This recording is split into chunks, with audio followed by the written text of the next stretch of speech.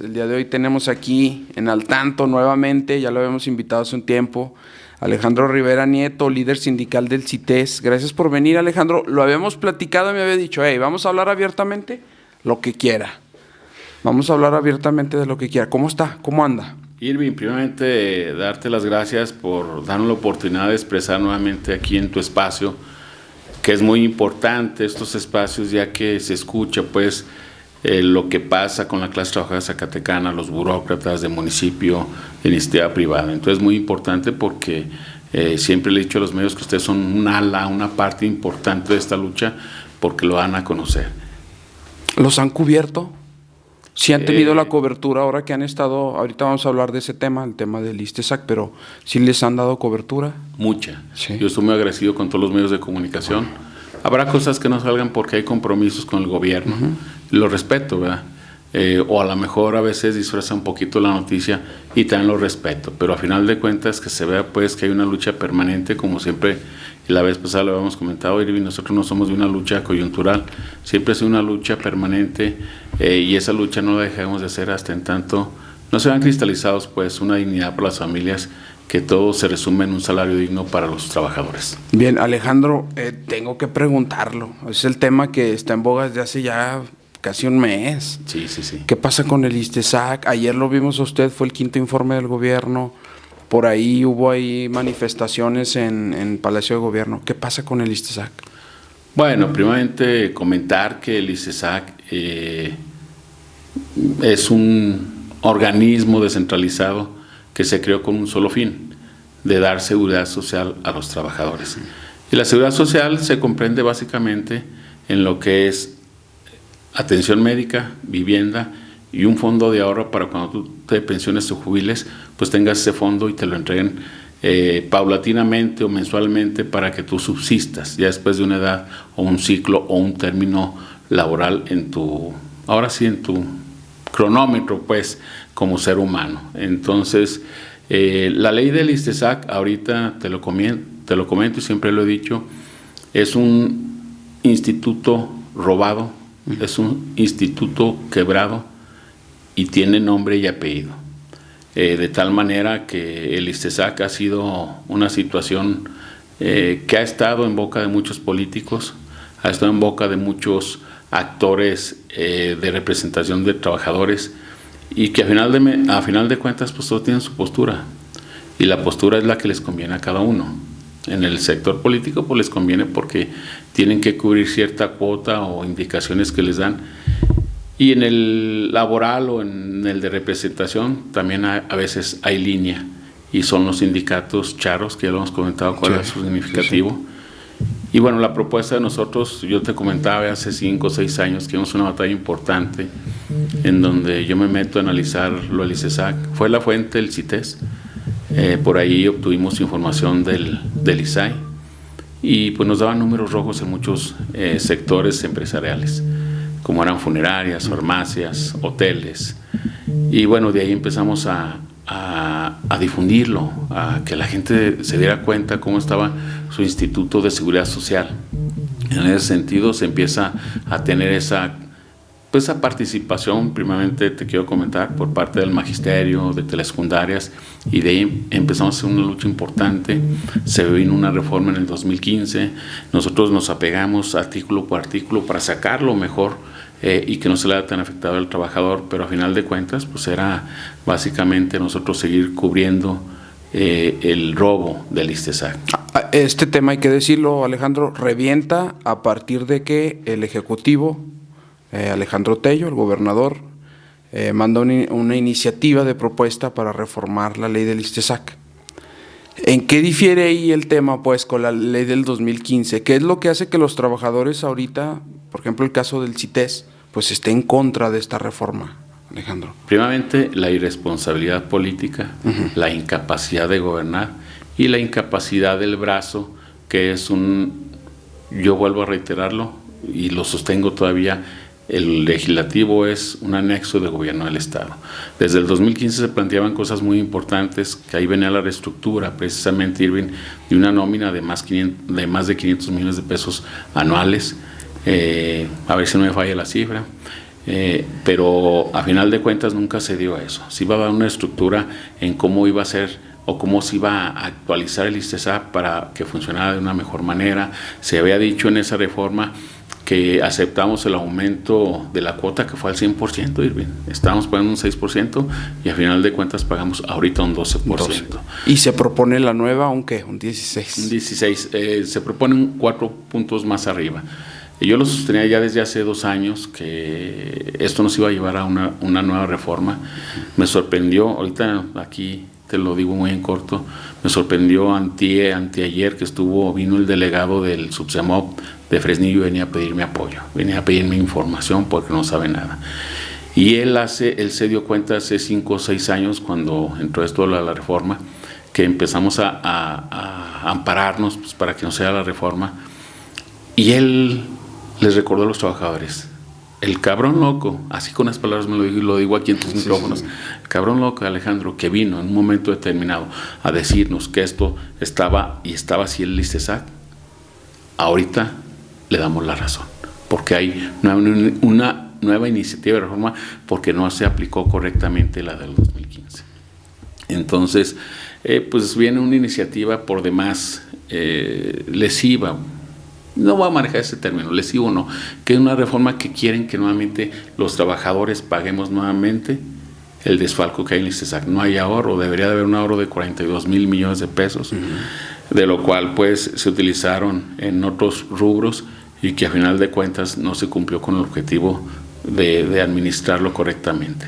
Es una administración fraudulenta, Irving. Alejandro, habla de que se empleó en otros rubros.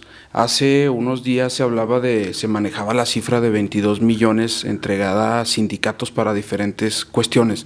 ¿Qué piensa usted de esta información que sale, que se publica en redes sociales, que incluso se filtran documentos de cifras que por ahí están manejando en redes sociales contra los sindicatos precisamente?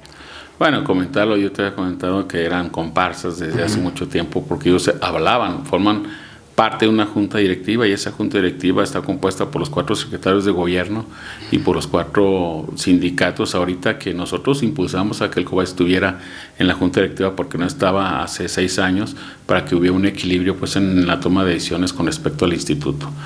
Entonces, lo que tú me preguntas ahorita, sí fue el auditor a la legislatura y sí señaló eso: 22 millones de pesos entregado indiscriminadamente, sin sustento legal, a los sindicatos para que se van a pasear, para que compraran, para que les amueblaran sus casas. Entonces, bajo ese contexto, Irving, sí quiero ser muy preciso.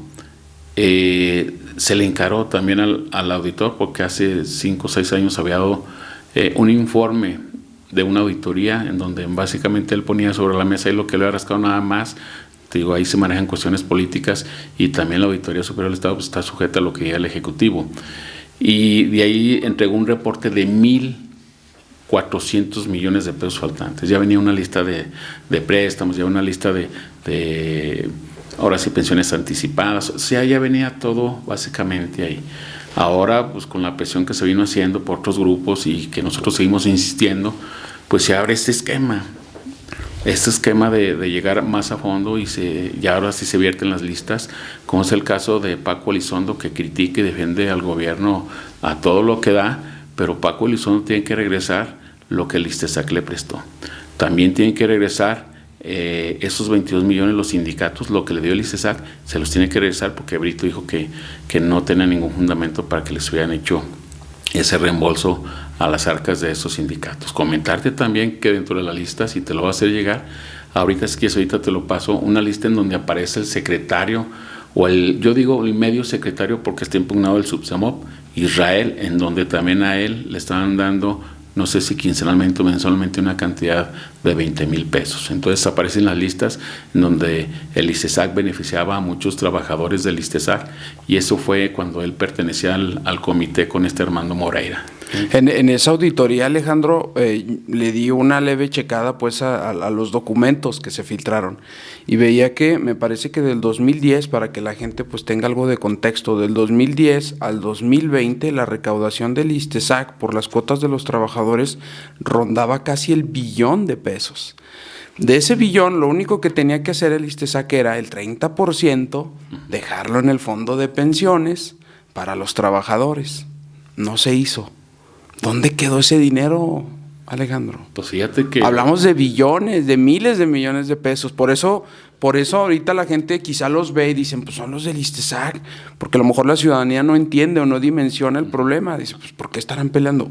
Es una cantidad considerable. Es una cantidad que... El futuro de muchas familias. Así es, yo también critico porque en un fondo de pensiones no debe de entrar el 30%, debe de entrar todo, el 90%, a lo mejor dejar el 10% para la operación del mismo instituto. Exacto. Entonces, desde ahí está mal el instituto. Imagínate el 70% de gasto corriente de lo que necesita el ISSSTESAC y es como que tú dices, no. Entonces son cosas ahí muy, muy delicadas. Ahorita, regresando a la pregunta que me mencionabas con respecto a lo de la iniciativa de reforma, pues básicamente es lo mismo. Nosotros tenemos que aportar más, tienen que bajar las pensiones para alcanzar a pagarle a más trabajadores y esto medianamente de a lo mejor 10, 15 años. Los estudios actuales pues son proyecciones que básicamente te dicen, pues ya no tienes dinero, pues tienes que rascarle de acá, tienes que descontar al trabajador tanto dinero, y ahí es donde nosotros no estamos de acuerdo. ¿Por qué nosotros vamos a seguir pagando el robo indiscriminado del ISSSTESAC? Comentarte que hay puntos medulares en la iniciativa de reforma, como es la complementariedad, que básicamente lo que nos dice es de que vas a sacar casi nada más una pensión, tanto del Seguro Social como del ISSSTESAC. Por eso dice complementariedad, una sola. Se complementa. Exactamente. El aumento de la cuota al 16%. Entonces, imagínate ahorita. ¿La edad? ¿A qué edad? La edad de 65 años. ¿Aumenta o se queda igual? Se queda igual, pero pues a final de cuentas tú te puedes ir antes y ese irte antes, pues básicamente pues te reduce tu pensión. O sea, de recibir un 90-100% se reduce un 75-70%. Alejandro, ¿tiene conocimiento de algunos funcionarios que se hayan ido trabajando solo un sexenio y con una liquidación exorbitada o muy... Claro, pues ahorita amplia? Lo que acaba de hacer Tello con todos sus funcionarios, ahí no es de que les dé una liquidación, ahí acaba tus funciones por cierto ciclo laboral y nada más sean tus proporcionales del año. Entonces ahí sí es un acto de corrupción, un acto en donde va en contra pues de lo que se ha ufanado Alejandro Tello, decir que es un gobierno transparente, un gobierno que no ha robado.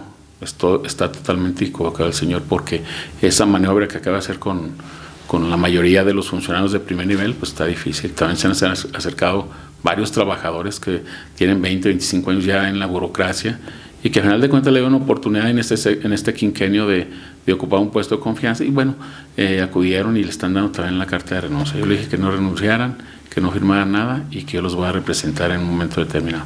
Pero regresando al punto que tú comentas de la iniciativa del ISSSTESAC, también se maneja un tope ya de pensiones, que era lo que le está dando en la torre al ISSSTESAC, a 15 salarios mínimos. En eso estoy totalmente de acuerdo, porque vas a alcanzar casi 60,000 pesos, sirve nada más con los 15 salarios mínimos, lo cual antes no había un parámetro. Hay pensiones de arriba de 100,000 pesos de la nómina dorada de los gobiernos del Estado. Cabe señalar que también del estudio que nosotros hicimos, Irving, la entrada de cuotas sobre obrero patronal, que espero pasar también en el estudio doctoral del 2017, ahí dice que es una suma importante que se absorbe todavía el gasto corriente. Yo ya no le llamo de un fondo de pensiones, yo le llamo ya un gasto corriente de pensiones, porque lo que entra es lo que se está pagando a los pensionados y jubilados. Yo te había dicho la vez anterior, Irving, que lo tocamos ahí pues nada más unas cuantas cosas del ISSSTESAC.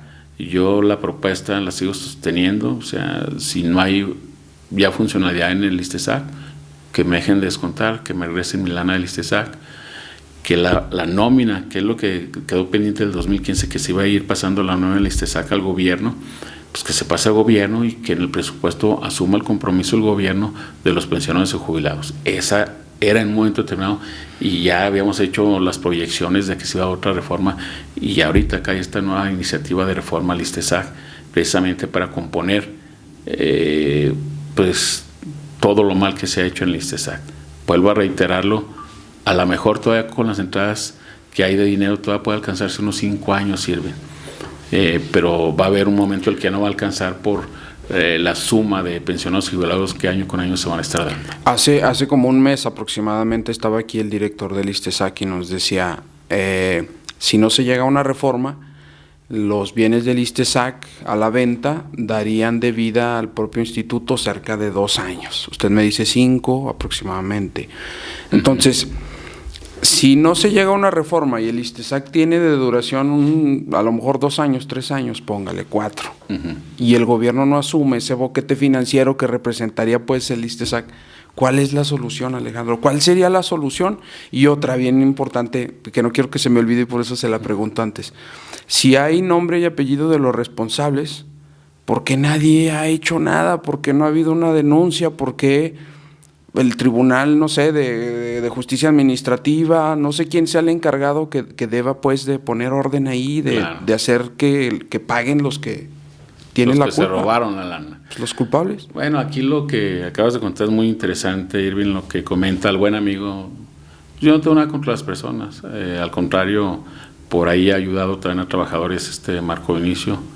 Una cosa es la posición que él tiene de su perspectiva de director, y otra cosa con respecto, lo que yo te comento es importante. Ahorita hay una entrada, Irving, de cuotas sobre patronal que no se han dado a conocer hasta el estudio actual del 2017, que sí es un buen margen que todavía sostiene pues a 5 o 6 años todavía el gasto corriente pues de las pensiones y jubilaciones. La reserva técnica oscila entre los 2.500 millones de pesos, que son todos los inmuebles que manejaba Marco Vinicio. Eso sería en un momento determinado que no tuviera liquidez el instituto. Entonces ahora sí, pues ya no alcanzó, pues ahora sí vamos a tener que estar vendiendo los bienes inmuebles para ajustar a pagar las pensiones y jubilaciones, que vuelvo a reiterarlo y lo voy a reiterar muchas veces, es el gasto corriente, ya no hay ahorro que le alcance pues al ISTESAC. Entonces ahí sí quiero precisar ese dato para que no nos quede por ahí movidón el asunto, y hay que echarle cuentas, es que los números no mienten, inclusive los estudios actuariales del 2017 y del 2020 no checan, o sea, hay sumas infladas, sirven. Entonces, como no se da no se ha abierto totalmente la información del ISTESAC, pues no se tienen los datos reales. Nosotros vamos sobre los datos que los proporcionan los estudios actuariales y la propia Auditoría Superior del Estado, para efecto de dar nosotros también nuestro punto de vista y hacer más o menos cuentas y números y darle por ahí. Comentarte que en ese escenario nos estuvimos reuniendo con los directores de Economía, de Derecho, de Matemáticas, con la situación de la diputada Alma, que la verdad yo no coincido con ella en muchas cosas, pues no quiere decir también que yo me peleé con ella, pero tampoco nos puede tomar el pelo a los trabajadores. Por ahí yo me separé hace 1 año y medio de con Marcelino y ellos, porque habíamos llegado a un acuerdo de que se iba a tener la participación de los trabajadores en la junta directiva y no se hizo. Yo ahí quebré, ahí estaba Padilla, estaban varios diputados de Morena. Les decía una cosa: el sindicato independiente se separa, ustedes sigan con lo suyo y nosotros vamos a seguir con lo que ya te mencioné hace rato, los 4 puntos medulares. De tal manera, esta segunda pregunta que me hacen es muy importante. Nadie se ha atrevido a hacer una denuncia penal porque lleva una correlación de responsabilidades. Y la otra es... Pero nadie, Alejandro, nadie, ni los sindicatos, ni los líderes, o sea, entonces... mira, yo me he sentado... No va a tener pues solución. Yo me senté con Gaitán, con fiscalista, sí, buscando esa situación. A ver, yo voy a poner algo, ahí se tipifica en el Código Penal defraudación o una situación administrativa fraudulenta, una administración fraudulenta. Nosotros sí analizamos esa vía, pero es mucho desgaste. El que tiene ahorita la batuta, y lo dijo textualmente en el legislativo, es el Auditor Superior del Estado. Él sí puede ya interponer, él lo dijo en ese día que fue, él sí puede interponer ya los recursos penales y administrativos de acuerdo a la información que él ya sacó. ¿Y lo va a hacer? No creo que lo haga. Él lo dijo ahí en la legislatura que ya estaba en proceso. No lo va a hacer porque te digo, hay un conflicto de interés muy fuertes de políticos, de funcionarios que están involucrados y que a final de cuentas pues yo creo que no lo va a hacer. A nosotros nos queda como trabajadores sí hacer una denuncia penal. Esperemos que nos dé el tiempo para hacerlo, porque yo estoy comprometido No en una situación de desgarrarme yo aquí la playera y decir por los trabajadores, no, los trabajadores también tienen cierta responsabilidad y también tienen que leer y también tienen que informarse, porque al final de cuentas si uno lleva una acción, van a decir, es el interés de Alejandro. No, no es el interés de Alejandro, es un interés colectivo, es un interés en el que todos tenemos que participar precisamente para que salgan estos puntos a favor. Comentarte también, Irving, que se creó un frente común en donde está el COBAS, en donde está el CENTE, Marcelino y la asociación de jubilados. Estuvimos antier trabajando ya para sacar una propuesta, empatarla con el legislativo, pues para ver si podemos consensar y que salga una reforma, pues, o una iniciativa de reforma que beneficie tanto a los trabajadores como al gobierno del Estado. Porque a final de cuentas los gobiernos tendrán que invertirle al ISTESAC, porque pues va a ser su responsabilidad. Aquí los gobiernos no tienen nombre ni apellido. Los gobiernos es el gobierno del Estado de Zacatecas y el que tiene que asumir su responsabilidad.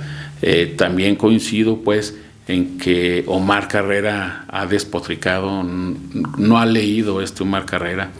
Y el hecho de que yo te diga ahorita, y no, mira, el ISTESAC está así, te pongo, así que ya va a colapsar, pues. Y si tú no lees, pues tú vas a repetir lo que yo te digo, ¿verdad? Claro, te lo crees. Exactamente. Entonces, esa es la situación de Omar Carrera, que quiso polarizar a la sociedad con los trabajadores, que a final de cuentas nosotros no tenemos la culpa, porque quincena con quincena estamos desembolsando 700 pesos de nuestro bolsillo. Es que lo que debe de quedar claro, Alejandro, es que el menos culpable de todo esto es el trabajador. Es correcto. Y el problema tiene que ver precisamente con la aportación, el dinero el bolsillo del trabajador. Ese es el tema. O sea, es correcto. O sea, imagínate. Fue la administración, hay que decirlo claro, la administración del ISTESAC es la responsable de la situación que está ahora. Y la responsabilidad del ISTESAC es del gobierno. Porque básicamente pues tiene los 4 secretarios, el que maneja y deshace en el ISTESAC es el gobierno, no es una decisión colegiada como siempre han dicho el ISTESAC, porque también los sindicatos que están representando a los trabajadores, entre comillas, en esa junta directiva han sido omisos. Y también se han dado cuenta pues del desfalco del ISTESAC, porque ellos han recibido prebendas para que callen, para que no digan absolutamente nada y aprueben todo lo que se diga en la junta directiva. ¿En qué administración, Alejandro, tiene usted conocimiento de que se haya inflado más la nómina del instituto? Sí, ¿Qué administración? Se infló en la administración de Amalia García. Amalia García, más o menos Sí. ¿Cuántos trabajadores? Casi llegó a 800 trabajadores. Y luego ya después de Amalia, Miguel subió a 1000 y feria de trabajadores, porque viene toda esa información en estudios actuariales. Sí. Y ya ahorita supuestamente ahí quedó. Pero imagínate, Irving, el gasto de las pensiones anualmente es de 1,000 millones de pesos. 1,000 millones. Si hubiera hecho la reestructura desde hace 5 años con el ISTESAC, en cuestión de nómina, que se quiten todas esas situaciones de nóminas doradas, de cuates, de favores, estaríamos ahorita muy tranquilamente siguiendo pagando ese gasto corriente. O sea, por eso digo que hay varios factores que sí te pueden dar. Sí, es necesaria una iniciativa de reforma para garantizar, claro, pero vamos agotando pues el tema de transparencia y que den los datos, los que son del ISTESAC, para ir de partir hacia hasta dónde nos alcanza y no mentir, porque si no estaremos nosotros también siendo cómplices de una iniciativa de reforma que no va a dar o que no tenga sustentabilidad. Hacían proyecciones de 40, 60, 100 años, pues asegurámosla para mañana, ¿verdad? Sí, La situación es que sea un instituto que tenga esa solvencia económica, porque a final de cuentas se trata de lana.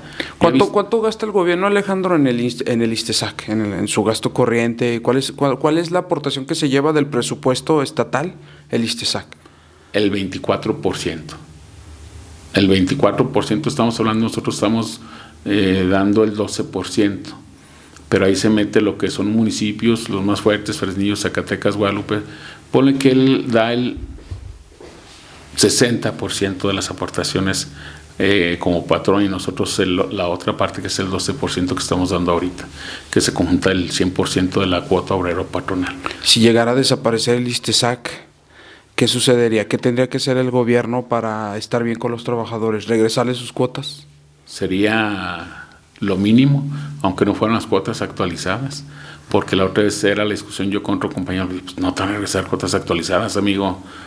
O sea, planteó esta idea, Alejandro, porque creo que Zacatecas es el único estado que tiene doble seguridad social, ¿no? El Seguro Social y el ISSSTESAC, bueno, en los trabajadores, en estos 4 sindicatos. Claro, te lo voy a poner de una manera muy genérica para que lo entienda las personas que nos están viendo.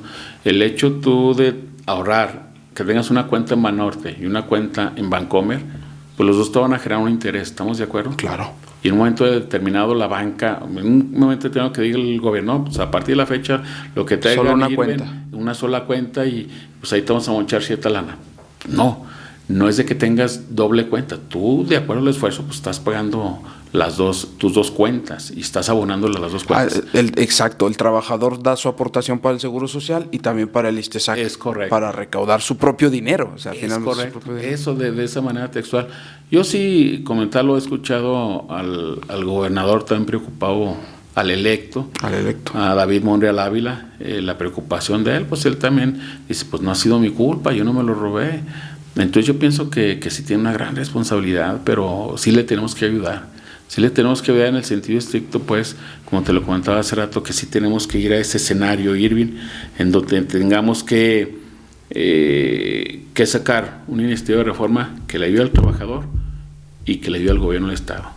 Porque sí que quede claro en esta mesa, Irving, Omar Carrera ha sido un irresponsable al señalar e inclusive los foros que se van a llevar a cabo para informar no a la ciudadanía, a los trabajadores. Él lo iba a hacer a la ciudadanía, decirles que pues ya no iba a haber